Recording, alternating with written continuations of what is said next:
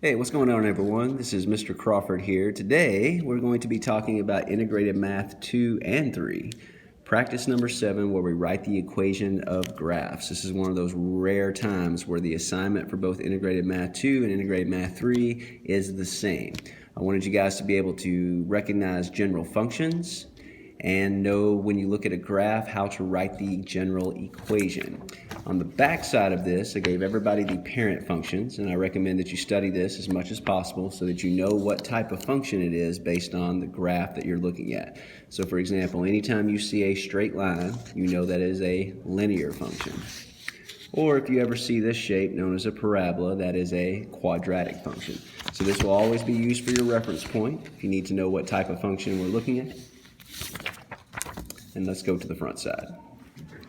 What we want to do today is analyze shifts and reflections, okay? And I'm going to use the quadratic function y equals x squared to emphasize each one of these, but know that this actually works on all these different functions, okay? The original y equals x squared graph is a parabola that has its vertex located at 0, 0 and opens upward like this. All right? If I introduce an outside number to this equation, that is going to cause the graph to shift in a vertical direction. It will go up if it's positive, and it will go down if it's negative.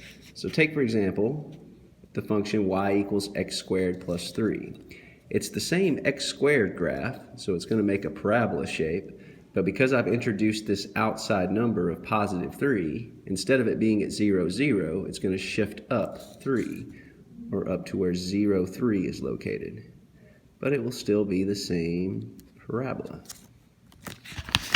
If the function said x squared minus 2, that means it actually went down 2. Same shape, just shifted. So anytime you have an outside number, positive it's going to shift up, negative it's going to shift down. Inside numbers cause the graph to shift in a horizontal direction.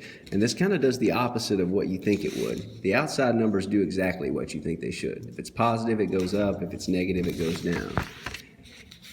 For inside numbers, if it's positive, it's actually going to go to the left. And if it's negative, it's actually going to go to the right. So once again, the original x squared function looks like this. All right. And if I introduce an inside number, and notice the difference between an outside number, which does not have parentheses around it and is not part of the squared. This one does have parentheses around it and is part of the power of 2. This inside number is going to cause a shift in a horizontal direction. Because it's positive 4, this is actually going to move to the left 4, and then we'll have our shape. If it was x minus 1 squared, an inside number of minus 1 would shift it to the right 1. Also, negative signs. Negative signs actually cause the graph to reflect over the x-axis. So the original y equals x squared, once again, is here. If you were to introduce a negative sign to the front of this function, it's the same parabola shape, it's just been flipped over the x-axis. It's called a reflection. All right, so that's the idea. Outside numbers will make it go up. Inside numbers will make it go, up or down. Inside numbers will make it go left or right. And negative signs will cause a reflection or flip it over.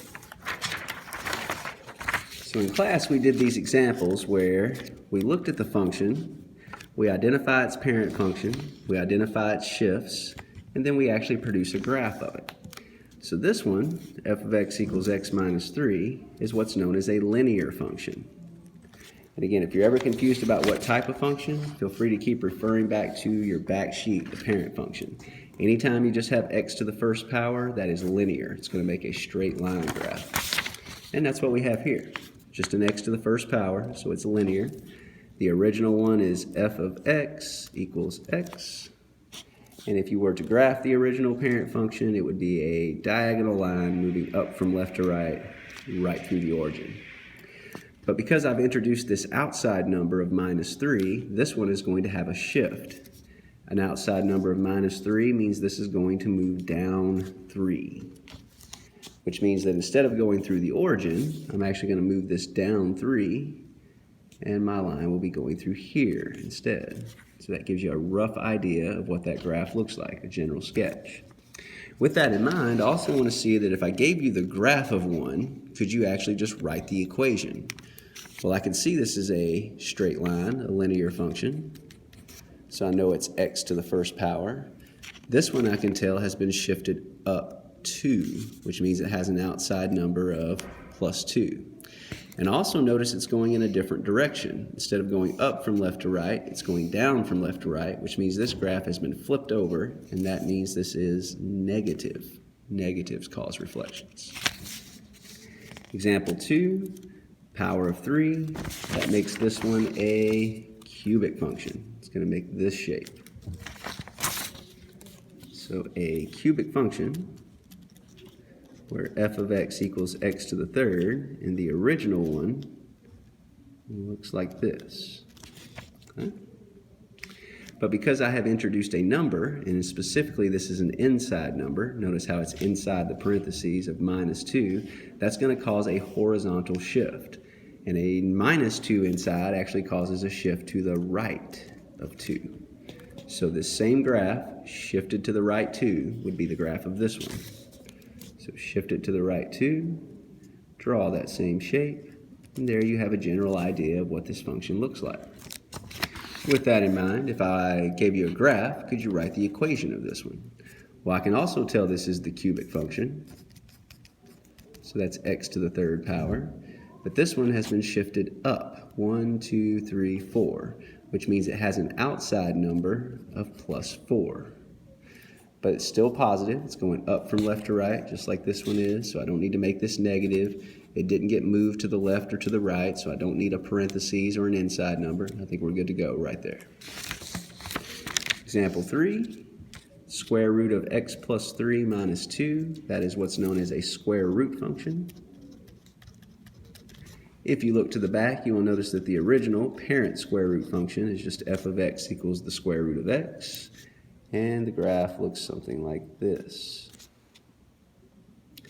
But here I have two different shifts. I have an inside number of plus 3 and an outside number of minus 2. The inside number of plus 3 is going to shift it left 3, and the outside number of minus 2 is going to shift it down 2.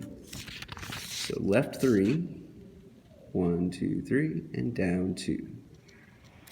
It'll still retain this shape, it's just been moved. So I'm going to draw it, and it looks something like that. Here's one that's already been graphed.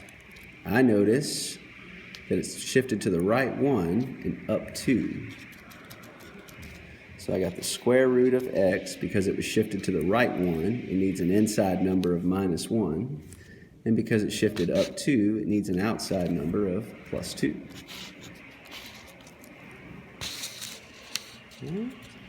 Here, this one's known as the reciprocal function.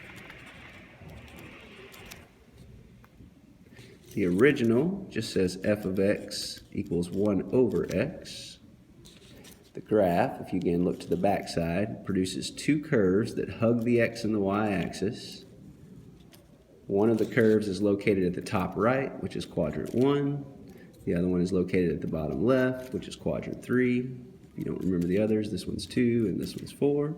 And the first thing I notice about our function is that it's negative, so this is going to have a reflection.